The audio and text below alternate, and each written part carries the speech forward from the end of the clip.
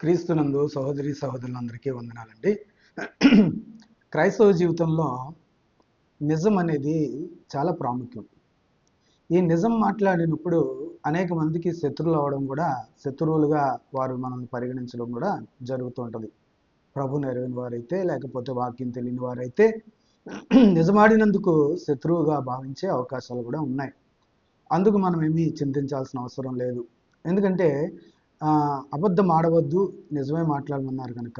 అందుకే దావీదు అంటున్నారు 38వ కీర్తనలో మాట ఉంటుంది 20వ వచనంలో, నిర్హేతుకముగా నన్ను ద్వేషించువారు అనేకులున్నారు, మేలుకు ప్రతిగా వారు కీడి చేయుచున్నారు, నేను ఉత్తమమైన దానిని అనుసరించినందుకు నాకు శత్రువులైతిరి. ఇలాగా ఉత్తమమైన దాన్ని అనుసరించినందుకు శత్రువులు అయ్యారంట. ఇక్కడ చాలా వింతగా ఉంటుంది. లోకంలో ఉన్న శత్రుత్వం వేరు, ఇక్కడైతే ఉత్తమమైన దాన్ని అనుసరించినందుకు శత్రువులు అవుతారంట, నిజమాడినందుకు శత్రువులు అవుతారంట. ఇదే విషయంలో పౌలు గారు కూడా అంటున్నారు, నేను నిజమాడినందుకు శత్రువుని అయితేనా అంటారు. గలతీలకు రాసిన పత్రికలో ఒక విషయం ఉంటుంది అక్కడ. చూడండి, నేను మీతో నిజమాడినందుకు శత్రువునైతినా అంటున్నారు. గలతీలకు రాసిన పత్రిక 4వ అధ్యాయము 16వ వచనంలో. అందువల్ల నిజం మాట్లాడినందుకు శత్రువులను అవుతాం. వాక్యానుసారంగా మాట్లాడినప్పుడు విశ్వాసులకు కూడా శత్రువుగా భావించే అవకాశాలు ఉంటాయి.